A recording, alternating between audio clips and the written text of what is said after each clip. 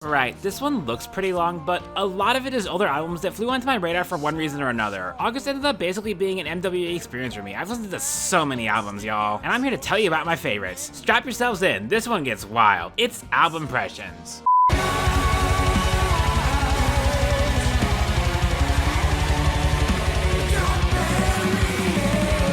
I've gone back and forth on this album a few times because it's not the kind that really reinvents the wheel, but like, damn, that's a pretty nice looking wheel, isn't it? Just a rock solid hour of progressive metal that's kind of just taking a scattershot of influences and making it into something that's not necessarily original, but at least has personality and sounds kind of fresh with the way the pieces all come together. Classic prog rock, 90s prog metal, and modern extreme metal all come together to create a colorful but intense sound. And there's an undercurrent of jazz running throughout the whole thing too for a bit of added flavor. The lyrics are a bit of an enigma with no real explanation given by the band, but I get the sense of like some kind of cosmic love story or something? I don't know, it barely matters and the music itself is just enjoyable to listen to. Not the most challenging or unique, sure, but sometimes you just need some good junk food prog metal.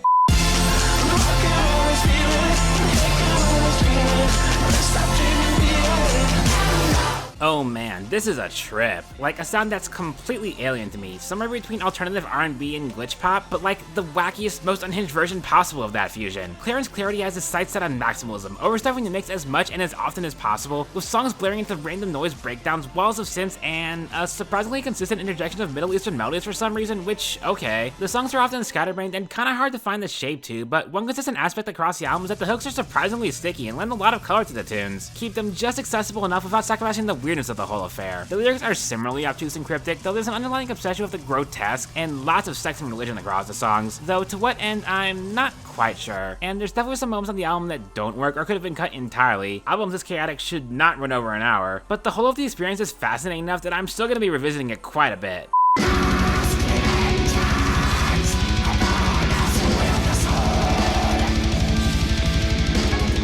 Oh hell yes, let's get some more weird black metal up in here. Is this black metal? Is it death metal? Is it some secret third thing? Let's just call it weird metal because god is it ever weird. Heavily classical inspired in its composition and instrumentation, made up of long labyrinthine compositions tied together by short instrumental pieces, and packed to the brim with equal measures of beauty, aggression, and chaos. It's definitely a case where interesting wins out over enjoyable for me, and don't get me wrong, it's still incredibly enjoyable. With the tunes themselves are gonna take a lot to unpack, but I like the challenge, especially when you get all these different instruments dealing with the heavy sludgy guitars for dominance all across the album, while really sacrificing melodic edge in spite of it all. The production doesn't always fly out of the heaviest moments, and the lyrics trend a bit to the misanthropic, though there's an underlying attitude of rebellion here that at least lets it stand for something. Mostly you should listen to it because it's really damn cool though. One of the best metal albums of the year so far for sure.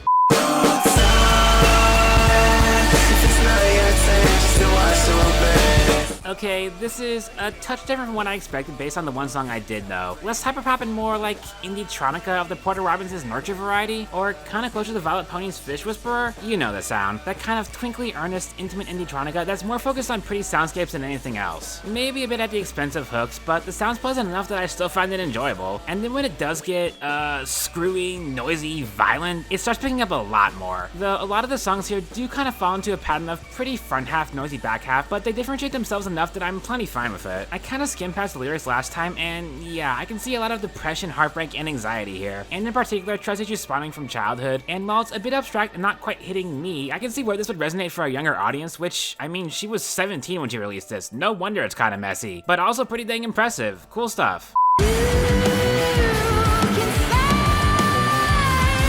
You know, I've kind of lost faith in non-extreme prog metal as of late, so it's nice to see that there's still some solid stuff out there. Well, this is kind of extreme metal at points, and also closer to prog rock at others, even a bit of a folksy edge to some of the songs towards the start, which makes sense given the album's concept is practically an old folktale. A fox and a bird teaming up to bring back the rain to their dying world, having encounters with all sorts of dangerous woodland creatures along the way, the journey only getting more perilous the further they go, and the music reflecting that, with some surprisingly intense moments towards the end. It's a bit too cut and dry of a folktale for me to love it, though it does land some emotional moments here and there. And while I can't say any of the music itself strikes me as particularly original, I appreciate the large net they're able to cast over the prog scene while still having a consistent and coherent sound throughout. Not sure it's gonna change my world, but it's at least worth a spin. Oh, and gorgeous album art.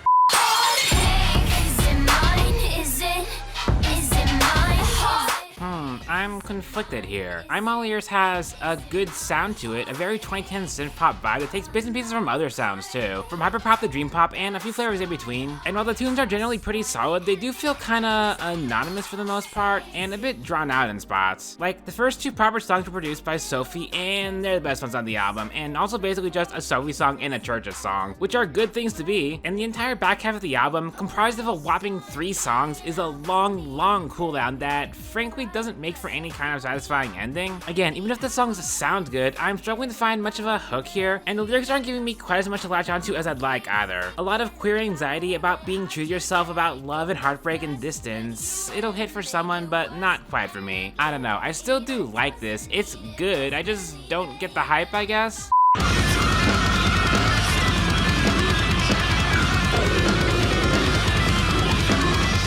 I feel kinda stupid for missing this when it dropped because this is like exactly my jam. Yes, more weird metal, though this is of an old school death metal variety that I don't usually go for. But then it's also secretly, or not so secretly, quite jazzy in nature, both in its inclusion of trumpet and saxophone in most of the tracks and in its rather improvisational, often chaotic nature, where riffs will pile up until they break and everything collapses into a freeform mess of sounds only to rein itself back in and keep going like nothing ever happened. It feels like every song was written with the intention to outdo the last in terms of unhinged energy, starting off fairly normal but ending with almost complete chaos, and yet the entire ride is enjoyable start to finish. There's also a rather muddy, filthy quality to the production, which again, usually isn't my thing, but works well here, and it matches the lyrics wading through the muck of humanity's hubris. Themes of war and pollution especially prevalent here, even if the writing's kinda sparse. I don't know, it's just really cool, man. I like cool music like this.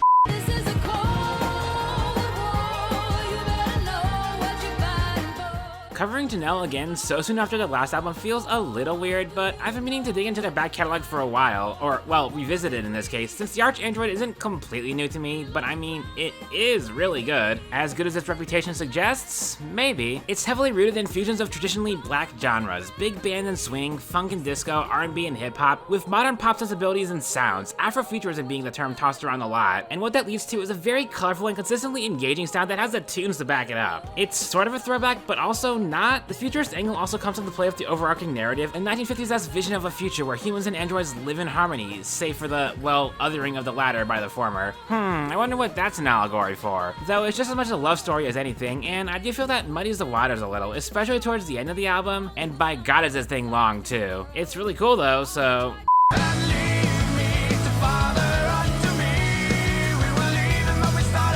I'm very late to this one, but hey, better late than never. Moron Police provide us that cool brain of jazz-infused prog rock that I immediately jumped to Thank You Scientist comparisons with, which is a little unfair as they're very different bands. Like, they're way poppier with shorter, tighter songs built around absolutely killer hooks. Probably the highlight of the album for me, honestly. But the instrumental style was a lot more reminiscent of, like, Mr. Bungle, I want to say, which, having also heard a bit of their earlier stuff, yeah, they sounded even more patenty on their previous albums, so whatever they sound like, it's pretty damn cool and kinetic. The tunes kept me plenty interested the whole way through, and the lyrics, well, damn, they some pretty pointed anti-war rhetoric that you could project pretty much any major world power onto, honestly, though it seems to be a mix of the US and the band's home country of Norway here. Not necessarily the most insightful or fresh commentary to me, but hey, they have the tunes to back it up. Just wish this was a bit longer, really. Only half an hour, man? Come on.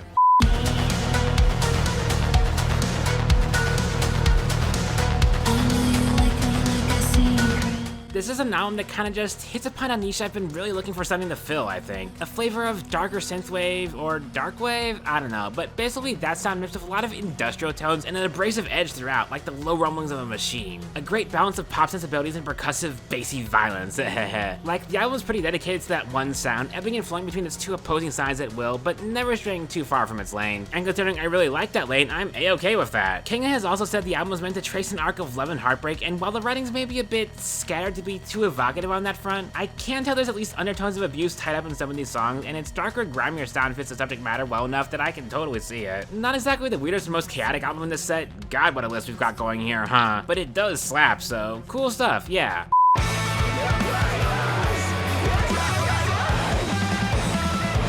what the hell? This album has existed for years and nobody told me? This is like my dream album, basically. Really proggy post-hardcore that takes bits and pieces from all across the hardcore spectrum, really. My immediate first thought is a matchup between the prog styles and synth integration of arcane roots and the unhinged, chaotic energy of the Hirsch effect. But then you've also got like black gazy moments thrown in for good measure. The guitar tones are great, full and crunchy with a lot of weight behind them. The album flows buttery smooth from start to finish, and boy howdy does it end with a bang, a big 15-minute epic chock full of riffs and leads and all the good stuff. It's so cool. I could nitpick and be like, well, the vocals aren't that great and it's light on hooks, but damn it, I enjoyed all 45 minutes of this start to finish, and you better damn well believe I'm gonna be coming back to this one a hell of a lot in the coming months. It's just practically handcrafted specifically for me. Hell yeah, music is so cool.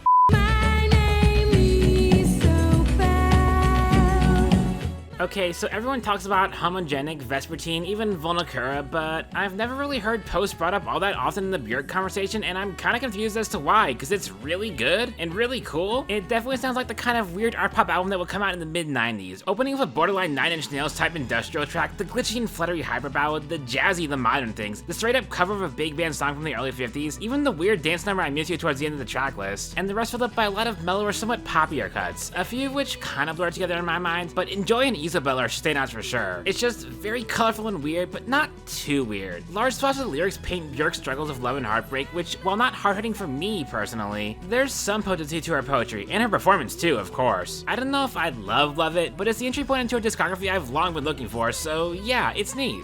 Across the room,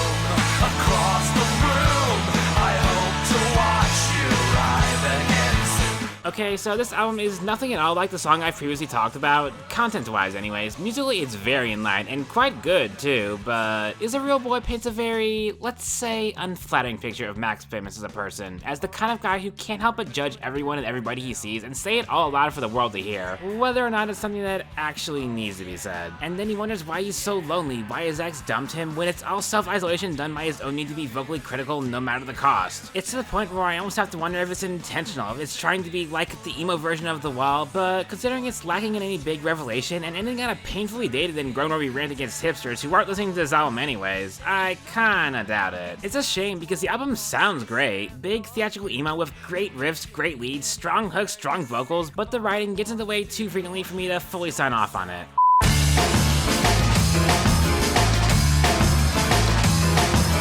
Sometimes music is just cool. Xploding Plastix make cool music, primarily rooted in jazz, but with bits and pieces taken from 90s and early 2000s electronic music, especially in the drumming. God damn, does the drum work on this album pop the hell off, to make a fusion that's just neat, enjoyable. I think both a strength and a weakness of this album is that within its core sound, every track is trying to find its own lane, its own little thing, which means you're never really gonna get bored, but at the same time, if you really like one particular track, you're probably not gonna hear another one quite like it either. But I don't know, that's way more of a strength. Keeps the album diverse, and that's what I like. And there's definite standout tracks here without any real misses per se, but on the whole, the album's honestly pretty easy to listen to. Pleasant, even with some of its abrasive edges. Not the deepest listen, but who needs it to be? It's good music, man.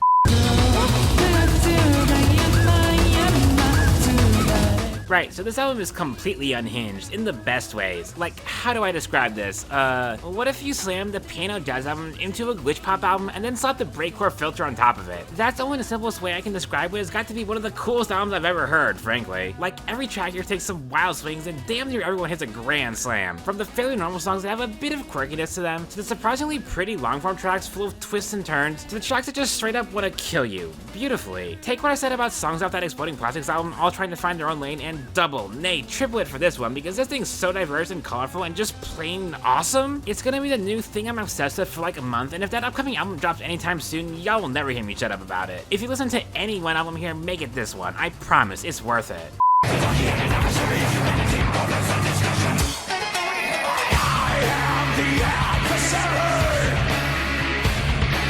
Every few years, I come back to this one to see if I might start getting it, because it's like the weirdest, most off-putting thing I could see myself getting into given time, and, well, I still don't know if I get it, but I'm at least finding more to like than before. It feels like a breed of avant-garde metal where it's less what that generally implies and more like a Mike Patton style of metal, vocals included, mashed up with a modern classical sound that leans heavily on brutalism, so the end result is an oft atonal, chaotic, and heavily percussive sound that definitely veers more towards its classical stylings than anything metal, but I don't know, it's an interesting hybrid. and it's paired with, well, the devil's view of humanity as a scourge upon the earth who sees themselves as better than all other life despite being but a speck to the divine. Rather misanthropic, but intentionally ugly in a way that parallels the music. I do think it's a bit lacking for melodies, and the back half does start to drag, but, well, I'm at least still curious about it, so maybe it's finally time?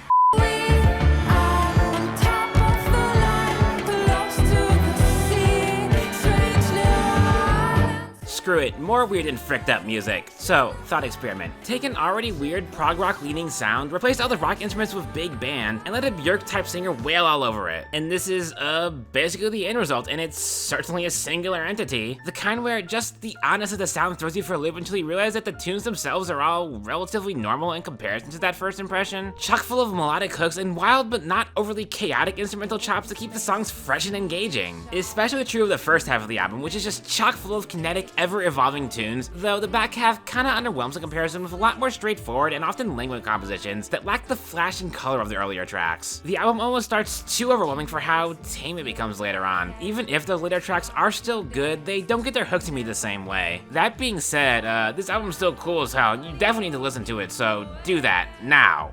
But you're not haunted, you just miss everything. I get the sense that I'm gonna be cooler on this album than most people, honestly, and don't get me wrong, it is still very good. It's new Spanish love songs, I mean, duh. But the sonic shift away from emo towards a heartland and/or indie rock sound means a sonic shift away from a sound I like more to one I'm not as smitten with, even if the tunes themselves remain as strong as ever. And I mean, it is still Dylan Slocum fronting the band, who sounds as great as ever, so. The lyrics too are as heavy-hitting as ever. The same bleakness and struggle to survive in a world that doesn't care about you, this time very clearly tinted by the loss of a loved one, or maybe two. There's a few intertwined threads here from what I'm picking out, but essentially the end result is the same, where survival was their only hope, and even that's being taken from them now. This, of course, leaves the lyrics lacking the same broader appeal, but again, they're still potent as hell. I don't know, I need to sit with this one for sure, but it is still great, so.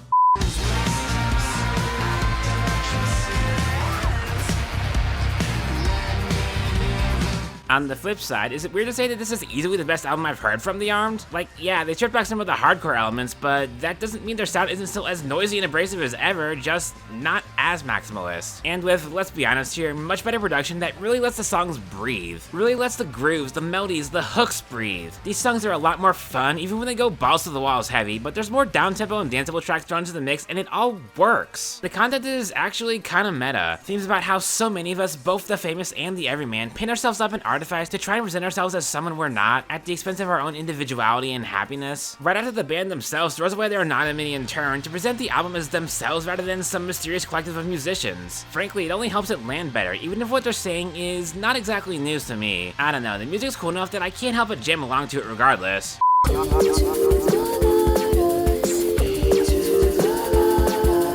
Here I was, seeking out a bit of extra violence to close out this episode after Zach Bryan didn't quite pan out, and instead I found, well, not that. Rather, I got over an hour of generally pretty chill, glitched out pop and shoegaze that's, well, really lovely to listen to. Like, yeah, there's a ton of glitchy chaos all over this thing, but the actual sounds are not all that sharp, a lot more pleasant pops and crackles than anything too abrasive. The glitching tends to be used in place of, like, standard percussion, really, and it fits really well with and enhances the already gorgeous compositions beneath all the noise. Whether it be the blissed out synths, the grungy textured walls of guitars, or the looping hypnotic vocals, the whole thing is just really relaxing to listen to. It's a rare case where I'm honestly pretty glad it runs as long as it does. And yes, okay, it does get a little violent in spots, but like, again, that's what I'm here for anyways. Those moments never fully break the mood the rest of the album sets either. It's just a really cool listen all around.